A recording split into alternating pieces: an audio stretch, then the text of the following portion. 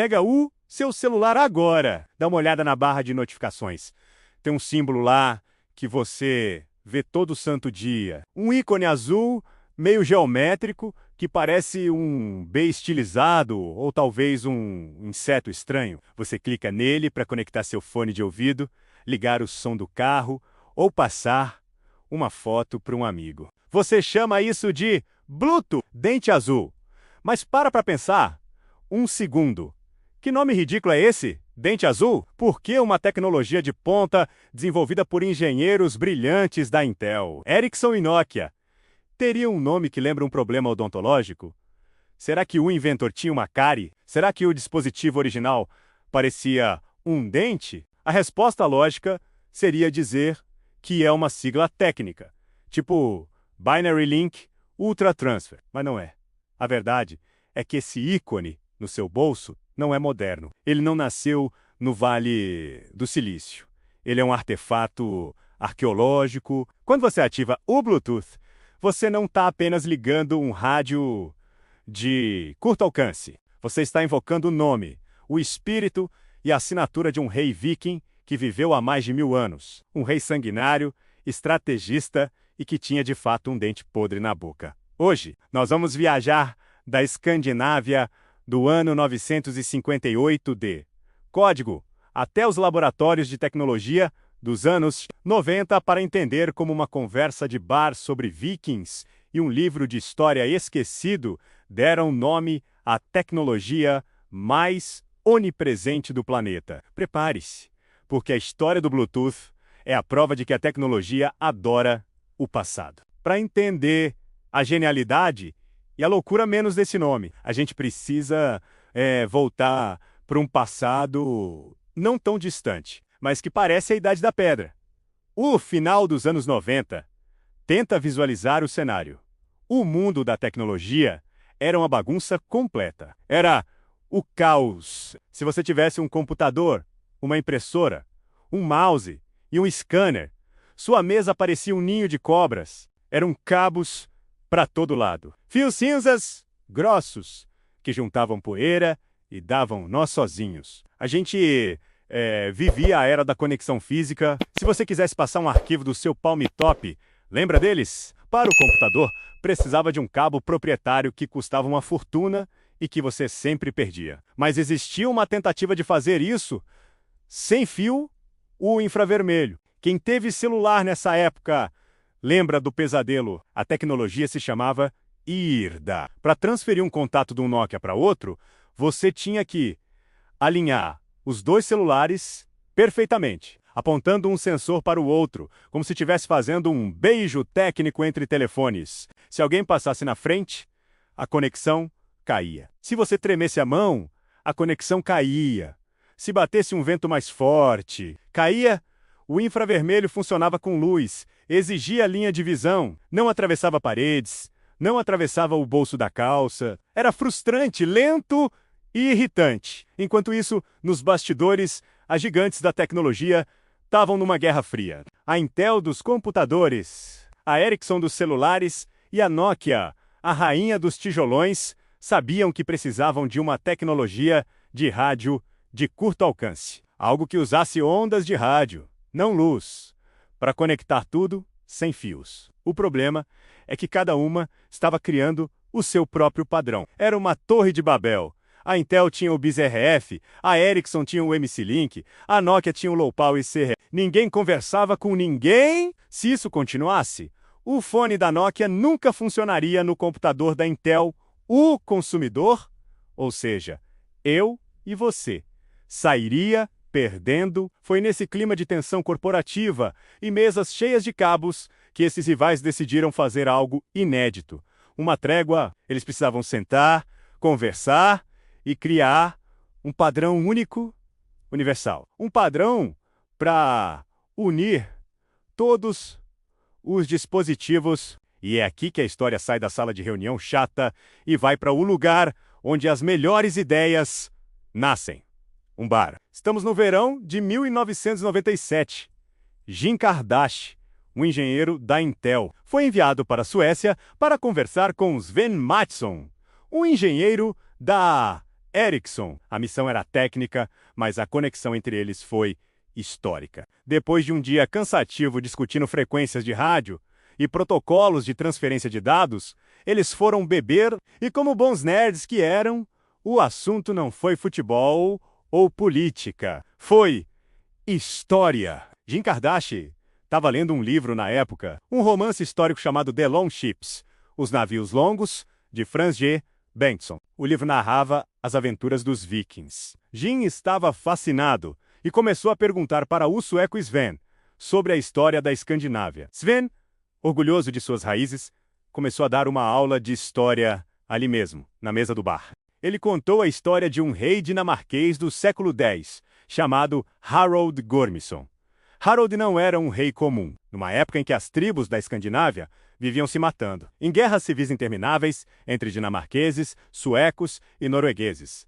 Harald conseguiu o impossível, através de diplomacia, estratégia e, claro, algumas batalhas. Ele unificou tribos rivais, ele uniu a Dinamarca e parte da Noruega sob uma única coroa. Ele converteu os vikings ao cristianismo, criando uma ponte entre a Escandinávia bárbara e a Europa continental civilizada. Jim Kardashian, ouvindo aquilo, teve um estalo, um momento eureka. Ele pensou, espera aí, esse rei Harald uniu a Escandinávia que estava dividida, nós estamos tentando unir as indústrias de PC e celular, que também estão divididas, com uma tecnologia de rádio de curto alcance. A analogia era perfeita. O rei Harald uniu as tribos. A tecnologia deles uniria os dispositivos, mas e o nome? Bom, o rei Harald tinha um apelido. As lendas dizem que ele tinha um dente morto, escuro, provavelmente necrosado, que parecia azulado ou cinza escuro. Em dinamarquês antigo, o apelido era Biel Tand, traduzindo para o inglês Bluetooth. Jim Kardashian sugeriu: vamos usar Bluetooth como um codinome temporário, só enquanto a gente desenvolve o projeto. Quando for para lançar no mercado, a gente escolhe um nome sério, corporativo e chato, como o marketing gosta. Eles riram, concordaram e o projeto Bluetooth começou a rodar. Eles criaram o Special Interest Group SIG, unindo Intel, Nokia, Toshiba, IBM e a ideia era que o nome Viking fosse apenas um segredo interno, um apelido carinhoso para a tecnologia até o dia do lançamento oficial. Ninguém imaginava que o temporário se tornaria eterno. Agora, você deve estar se perguntando, se Bluetooth era provisório, qual era o nome verdadeiro que eles queriam usar? Aqui entramos numa toca de coelho fascinante sobre como o marketing quase estragou tudo. Quando a tecnologia ficou pronta para ser lançada em 1998, as empresas apresentaram os nomes oficiais. Havia duas propostas finalistas na mesa. A primeira proposta veio da Intel, RadioWire Fio de Rádio. Era descritivo, técnico, sério. Ligue o seu RadioWire. Fazia sentido, mas era sem graça. A segunda proposta veio da IBM PAN Personal Area Network. Esse era o favorito, rede de área pessoal. Parecia futurista. Eles decidiram que o nome seria PAN. Estava tudo certo. Materiais gráficos sendo preparados, manuais sendo escritos. Até que, semanas antes do lançamento global, os advogados entraram na sala em pânico. Eles fizeram uma pesquisa de SEO da época, basicamente, buscaram na internet primitiva e em registros de marcas, e descobriram que PAN era um termo impossível de usar. Tinha a companhia aérea Pan Am, tinha o deus grego Pan, tinha Pan de frigideira. Se você digitasse Pan num buscador, apareciam milhões de resultados. O termo era genérico demais para ser patenteado. Sobrou o RadioWire. Mas aí veio o segundo golpe. Os advogados não conseguiram fazer a varredura de marca a tempo do lançamento. Era arriscado demais lançar um nome que poderia já pertencer a outra empresa e tomar um processo milionário no dia seguinte. O tempo tinha acabado. A imprensa estava esperando, os convites já tinham sido enviados, eles precisavam de um nome que fosse único, que ninguém mais no mundo usasse e que já tivesse o registro de domínio e marca garantido. Só restava uma opção, aquele codinome bobo, baseado num rei viking doente, que eles usavam nos e-mails internos. Bluetooth! Os executivos de marketing odiaram. Acharam que soava sujo, anti-higiênico, mas não tinha volta. Eles lançaram como Bluetooth, prometendo que mudariam o nome depois. Mas sabe o que aconteceu? A imprensa adorou. Era estranho, era diferente, era memorável. Ninguém esquecia Dente Azul. O nome pegou tanto que quando eles pensaram em mudar, já era tarde demais. O mundo já tinha abraçado o Viking. E aqui vai uma curiosidade extra. E se eu te dissesse que existe uma pedra Bluetooth real na cidade de Jelin, na Dinamarca? Existem as pedras de Jelin. São enormes pedras rúnicas erguidas pelo próprio rei Harald Bluetooth. Nelas está escrito em runas antigas. O rei Harald ordenou que este monumento fosse feito aquele Harald que conquistou toda a Dinamarca e Noruega. É basicamente o termo de uso original do rei, gravado em pedra há 1000 anos. Hoje, o Bluetooth está em tudo: fones, carros, geladeiras, escovas de dente e até marca-passos. O sonho de Harald de unificar tudo se concretizou, além do que qualquer engenheiro dos anos 90 poderia imaginar. Mas o detalhe mais incrível, aquilo que está na cara de todo mundo e quase ninguém percebe, é o logotipo. Você já parou para desenhar o símbolo do Bluetooth? É uma forma geométrica estranha, né? Parece um B mal feito com antenas. Na verdade, aquilo não é um design moderno. Aquilo é uma bindrune, uma runa ligada. É a fusão de duas letras do alfabeto rúnico antigo, o Futhark recente, usado pelos vikings na época de Harald. O logotipo é a superposição da runa Agalas, que representa o som de H, e da runa Bijarkan, que representa o som de BH de Harald. B de Bluetooth. Se você pegar a runa H, que parece um asterisco ou um floco de neve com 6 pontas, ou, em algumas versões, uma linha vertical com um X no meio, e colocar em cima da runa B, que parece a letra B mesmo, mas pontuda, você cria exatamente o símbolo azul que está brilhando no topo da tela do seu celular.